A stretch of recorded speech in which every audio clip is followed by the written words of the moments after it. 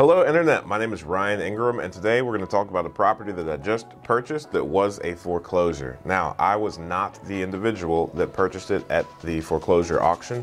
A client of mine did. As many of you know, I own an insurance agency, and about 2 weeks ago, I received a text message from one of my wonderful clients, and she said that she just bought a property at a foreclosure. She needs insurance on it, but she has her hands full, and she really doesn't have the time to rehab this property at the moment, so she's going to list it on the market later that day.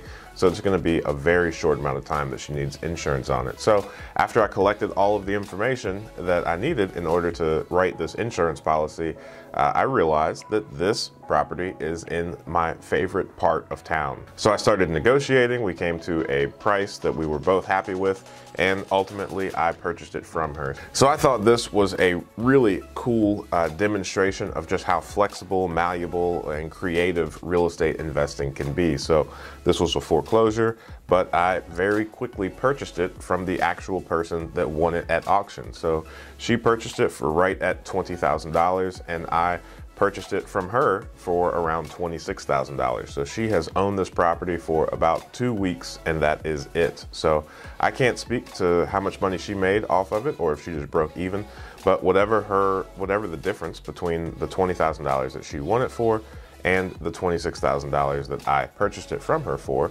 is what she was able to make in a quick 2 weeks, and it's still a win-win transaction. Super thankful for this house. I think it is going to be really cute once it is all fixed up. So today I'm going to do something a little bit different, where I'm just going to screen share my screen and go over all these pictures together. But I do want to say and remind you that this is a foreclosure, and the people that lived here were not happy about it. So they have written some things on the wall that are not friendly at all. So I'm going to try to blur it out or do something. But if I cannot do that, then please just don't think that I wrote these things on the wall. All right, so here we go. Let me get this put up on the screen, and let's go over these gorgeous pictures. All right, so this is the house. It is a blue house, and it is a very pretty house. So the first thing that you can see in this first picture is not only is the 8 sideways, but there's also a bunch of crumbling on the foundation. Now this is common in this area, and from my understanding, I'm not a history buff, I don't really know what I'm talking about here, but this house was built in 1928, and around that time, I guess everybody was kind of short on supplies, and they started using some kind of faulty concrete to pour the foundation, and they got it from like the riverbed rather than wherever concrete or reliable concrete is supposed to come from. So I don't fully know the history, but it's a really common issue that I deal with. Actually, so let me go to the next picture and then explain how this happens. So you can see this area is pretty bad, but if you look right above it, you can see that this is where the gutter is falling off. So any of the rainwater that hits this roof falls down and looks like it is being funneled right to this area. So this area of the foundation is taking an immense amount of groundwater, which is what is ultimately causing all this crumbling. So this, fortunately, is not yet a structural issue, because you can, just see that the depth of which this has actually affected the foundation is pretty shallow. Now, granted, I don't know what I'm talking about. Get a contractor to walk you through this if you are experiencing this on your property. But what I'm saying is, whenever I see this, it is not a deterrent for me purchasing the property. I do not get an additional foundation inspection. This is ugly. This is not pretty to look at. This even is kind of scary to a lot of people. But when I see it, I see opportunity, because that simple fact, because other people might see this, get really scared, request foundation inspections and whatnot, because just as this is affecting the exterior, you can see right in the same area in the basement, this is where the water is coming down and it is going through to the inside. But again, this is groundwater, so this can be easily diverted. So once we fix the gutters, and once we start actually appropriately diverting the groundwater away from the foundation, this will stop. Now, there are a few different ways that you can fix this. So you can use just like a really thick concrete mud type deal and just kind of apply the foundation here. You can actually, put up some 2x4s, pour some new concrete in. Keep in mind, I'm not a contractor. I just am a lay person that has watched my trusty contractors handle this in a few different ways. And just recently, let me see if I can pull up some other pictures from another album that we have done.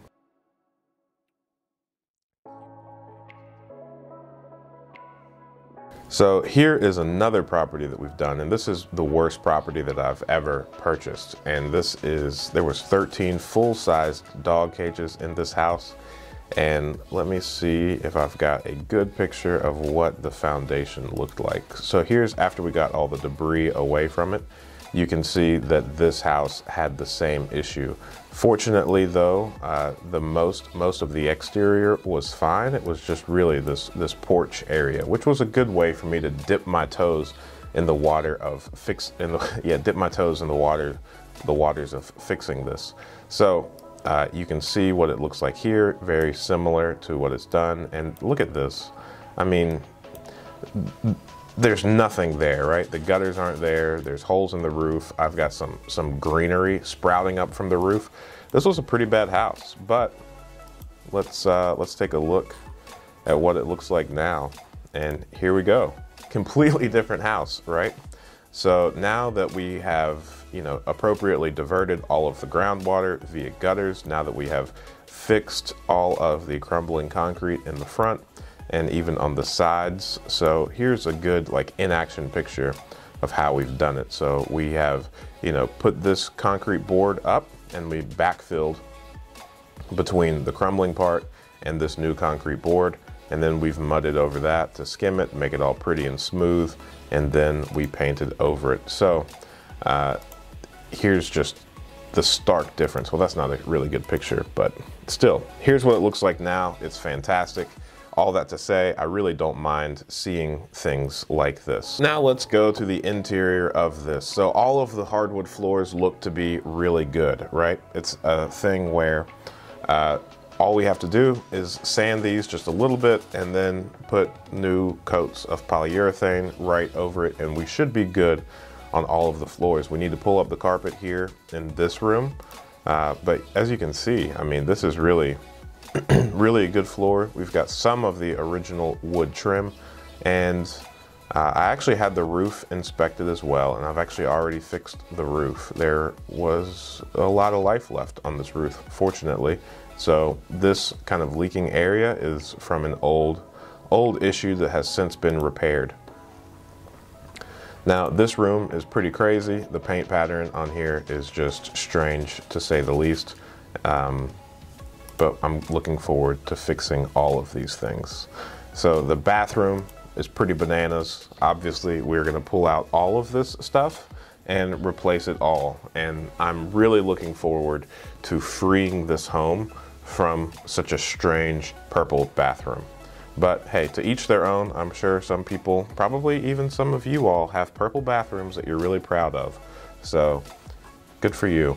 But see, here is what I'm speaking of about the window and the wood trim. Some of it is unpainted still, and some of it is still painted. So I'm not so sure if we're going to sand this down and make all of them match, or just go ahead and paint all of this wood trim. It hurts my heart to say that. I am pro wood trim 100% of the time, but sometimes the condition is just so bad, or you have mixed match things like this, where I don't know what we're really gonna do. But let's talk about this kitchen, because I know one thing for sure, and that is that this kitchen looks pretty crazy.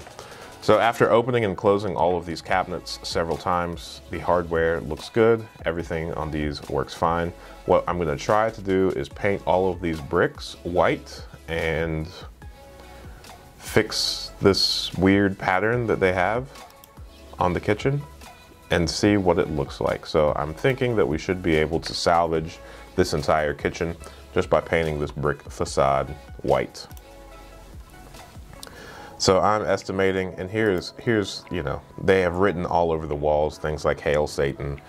I don't believe that by any means, but nonetheless, they were just really angry about this foreclosure. They didn't want it to happen. They wrote some really nasty stuff there, and you know, they wrote some really strange stuff in the basement as well. When I grow up, I want to rule kingdoms with an iron fist and be known forever. That's a very good sentiment, right?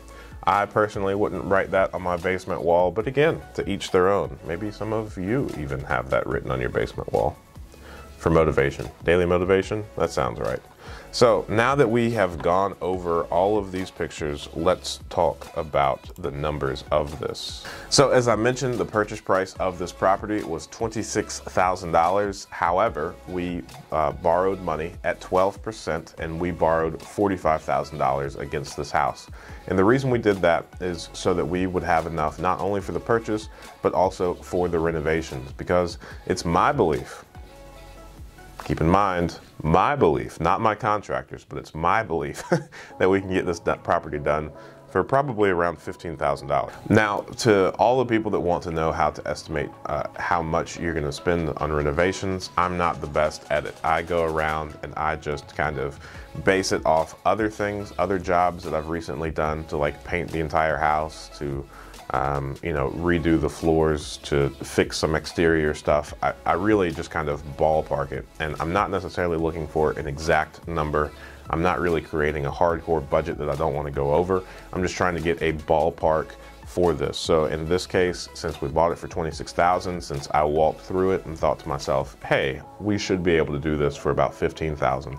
Then I added an extra $5,000 to that and went around and started asking friends and family for $45,000 to tackle this particular project. And from there, now I'm going to try to stay within that $20,000 of renovation cost to fix all of the things and get someone in this house. Now, a strange thing that I forgot to mention about this house is, I guess this is just the weird things that are coming out of the pandemic, but both the gas and the electric were still on in this house, despite having been vacant for a very long time, and despite the, you know, forcible seizure of private property that is a foreclosure.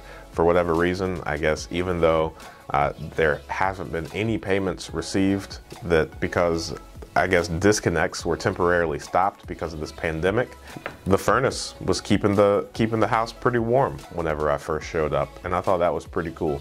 So I got all the utilities, of course, switched over to our name, and I just had to sign affidavits that said I had no idea who the previous person was that lived there, that walked out on their bill, and I will not be renting to them. That's ultimately what I had to do just to get those services switched over.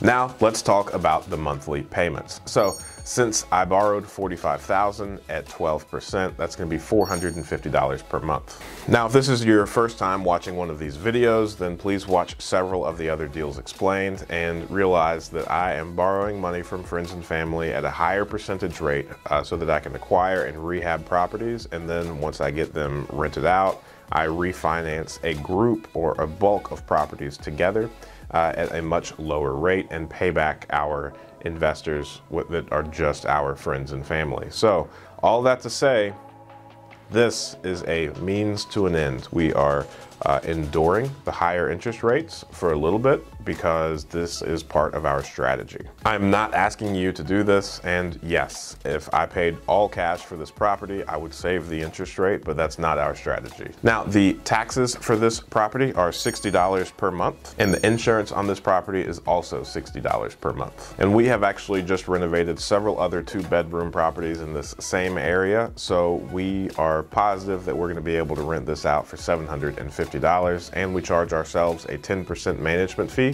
so that management fee is $75 per month. So after you add all of those together, then you are at $645 per month, which leaves us $105. And of course, that $105 is going to greatly increase once we refinance with a traditional bank at 4.5–5%. We're currently in the middle of a refinance where we are refinancing 36 properties, and it's going to be 4.5% 5% amortized over 20 years. So I'm looking forward to doing a video on that. I'm actually going to be doing the appraisals over the next 4 days. So we're going to be visiting 10 properties per day, except for the last day. Then it'll only be 6 properties. But I'm not so sure that I'm going to be able to get a video out each day this week because of how much time that is going to take. Thank you so much for letting me explain this deal to you and walk you through this house. This is one of my favorite properties. I'm really excited about it because it's on one of my favorite streets in the city. So thank you so much for watching. If you have any questions, comments, concerns, please put them below, where I strive to answer all the questions, unless it's about me leaving off capital expenditures or repairs and maintenance and how wrong I am and how bad of an investor I am. So if that is something that you are thinking, then please go back and watch the calculating numbers on a rental property video, where I walk you through exactly why I do not include those in my analysis. Thank you so much, and I look forward to talking to you guys soon.